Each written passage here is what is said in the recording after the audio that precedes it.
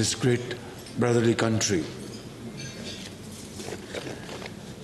And today is a time when the entire world is passing through very difficult challenges as a result of COVID and then this ongoing war and of course other difficulties. And as they say, when the going is tough, I have amended this quote, then the tough gets tougher. So I think this is what we should be doing today. We had a great get-together last night where we had very frank discussion. And obviously, I'm not going to repeat what I said last night. Suffice it to say that we are here to convey this message to our Turkish brothers and sisters. President Tayyip Erdogan and his team, and to Turkish business community, that we genuinely and seriously want to work with you not only to further strengthen our brotherly relations that has taken care of itself from centuries. What is very important at this point in time is to transform this brotherhood and fraternity into promoting our trade, investment, and cultural relations. And it's not difficult.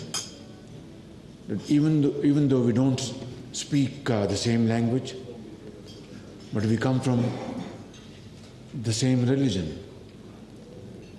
Even if we don't understand Turkish or Urdu extensively, but we come from the same culture and we have shared history and we have been partner with each other.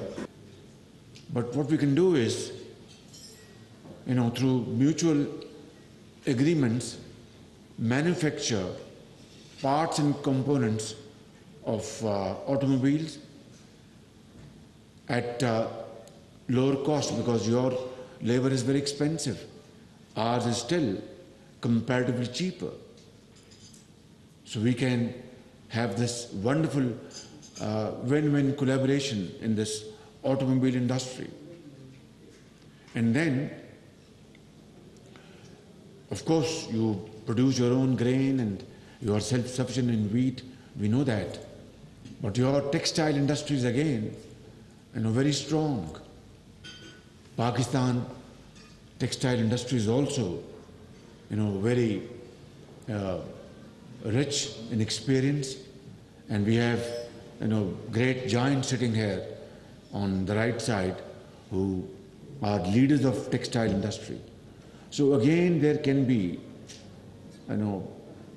space and gaps to be filled by joint cooperation in textile, for example. Without going into details, this is again a win-win, collaboration between two brotherly countries. And then you are far ahead of Pakistan. In fact, you are one of the world's leading country in building dams, hydel power generation projects, and then renewable energy. We discussed Zolo last night. So your capacity to build dams and hydel power generation should be leveraged by us in Pakistan. So you will invest money, get profits, and we get cheap hydropower electricity. This is a great vision which we must, actualize through joint discussion and quick decision. Similarly, in renewable energy, we have great potential in Sindh, in Balochistan, in KP, and in Punjab. Like wind power generation, already Turkish companies, as I speak, we know, are already active in Pakistan, in Sindh, in Punjab. And let's promote this, solar energy and wind power for two reasons. A developing country like Pakistan cannot afford prohibitive bill of billions of dollars to finance our very expensive oil and gas and other related items. We cannot. So we have to replace our import of raw material by, enlarging the scope of hydropower generation and renewable energy. And this is, a wonderful combination. Great investors are sitting here on my left, experts and experiences with you. Please come to Pakistan, and all our cascade from Dayamir Bhasha down to Tarbela Dam and Mangla is full of potential of 40,000 megawatts. 40,000 megawatts. And this will have two wonderful impacts. That it will control flash flooding.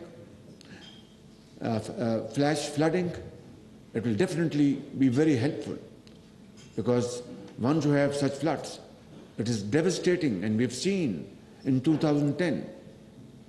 And two, exploit these great potential points and convert them into energy. So, how to go about? These are a matter of details.